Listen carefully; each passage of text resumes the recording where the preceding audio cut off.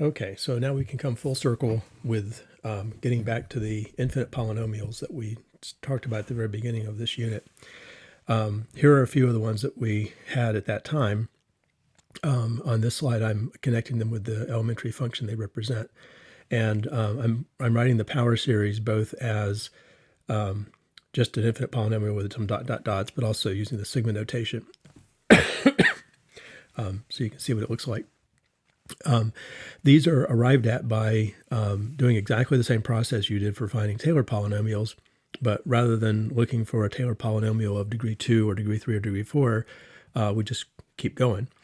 I'm sure you saw in the table of derivatives that you made for e to the x and sine x and cosine x, there was a very strong pattern that was sort of easy to see how it was going to be continued. And even for the example you did with logarithms, it was pretty easy to see how the derivative would continue. Less clear probably was the example we did with the square root function. It seemed like that was something predictable was happening, but it wasn't a real clear pattern. I also included at the bottom of this list the inverse tangent, which I'll talk about in a minute, but we will be looking at this particular function more in a Mathematica assignment, but it's another good example, like the square root function, where the pattern is, there is a way of getting this, but the pattern among the derivative formulas is not very, not a really convincing way to do it. And so we'll look at a different way of deriving these formulas that don't involve us having to make a table of derivatives. The other thing I wanted to remind you of here was something we talked about before spring break, which is the idea of interval of convergence. If you remember, we used the ratio test to figure out what the interval of convergence was for some different power series. And so that's what this is, called the interval of convergence. And for the first few problems here, you can see that it's just everything minus infinity to infinity. The meaning of the interval of convergence is it's the numbers you can put in for the variable. So in all of these, the variable is z. It's the numbers you can put in for z where the resulting series converges. So you get a finite number back. And so in a real practical way, when we think about the power series as being a function, this interval of convergence is really the domain of the function. Remember, the domain of a function is just the numbers you can put in for the variable where you'll get an answer back. So interval of convergence is closely related to domain. There is another piece of terminology that you'll see in section 9.3 problems. I guess this stuff's in 9.2, really, the interval of convergence. And that's the notion of radius of convergence. And that's not really something special about series. That's a measurement that we can always use with any interval. So if you have an interval, you can specify what's called the radius of the interval.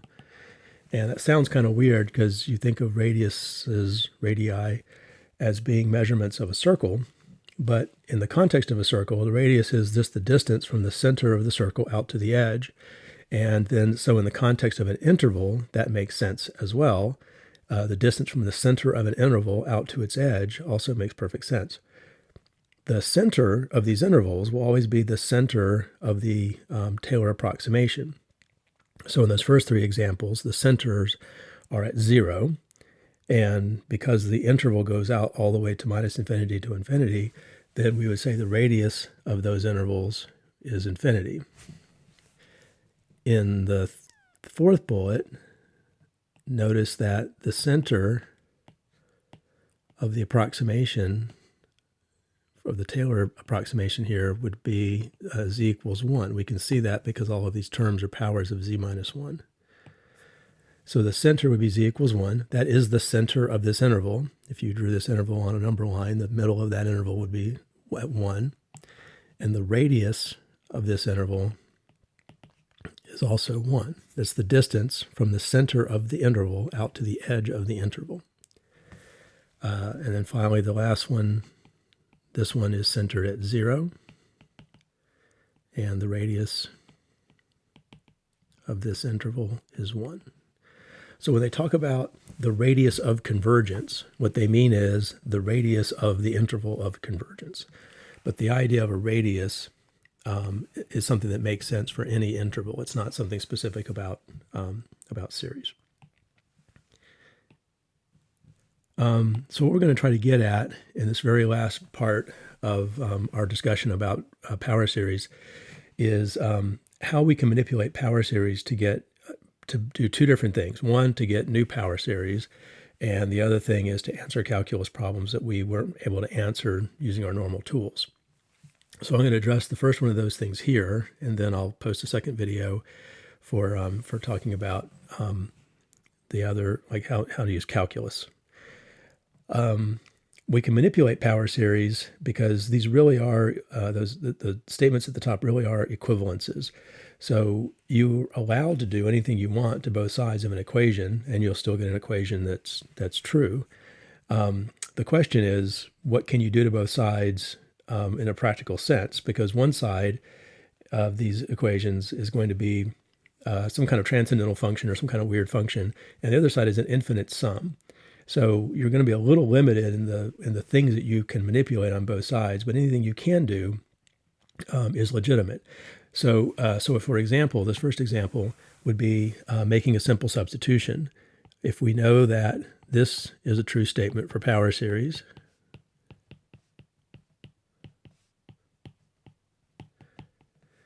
so on. So that's a true statement about power series. That's, in fact, our formula for our infinite geometric series. And this is true for any z that you want to plug in that's between -1 and 1. Again, that's just the geometric series formula. If you put in a half for z, then you'll have, on the right side, you'll have a geometric series with a ratio of half, and on the left side, you'll have the formula that we derived for that.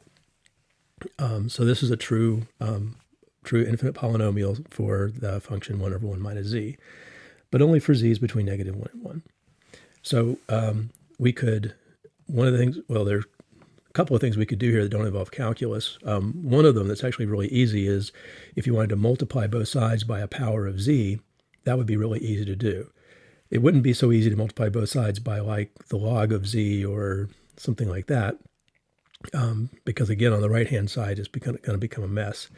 But if you multiply both sides by z squared, for example, then it would be easy to see that over on this side, you'll get a z squared in the numerator, and over here, all of these powers of z will just be different powers of z. You'll have z squared, z cubed, z forth, and so on. So one of the things you can do to both sides that's really simple is just multiply both sides by a power of the variable, and that would be another, you would be able to derive a new, a power series for a new function without having to go back and remake the table for the Taylor polynomials that we did.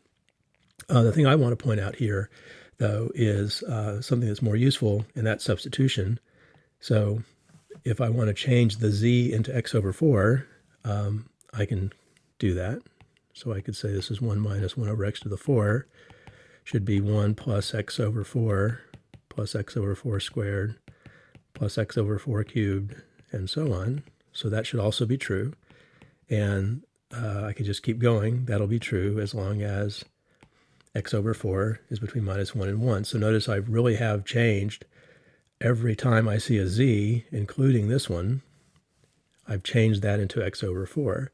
And of course, x over 4 being between -1 and 1 is the same thing as saying that x is between -4 and 4. And so this would be the interval of convergence for this new power series statement. So every time we manipulate both sides of one of these equations, we are able to get a new function, and then the equivalent power series for that function. And if we pay attention to what's going on, we can usually figure out what the interval of convergence is for that as well. And even if we don't know how the interval of convergence is changing, we do know how to figure that out from the series itself, from our work in section 9.2. So that's the basic idea, is take something you know is true about a power series, manipulate both sides, as long as you do the same thing to both sides, and then see if you can track what's happening to the interval of convergence at the end of that process. So we'll see some more examples in the next video.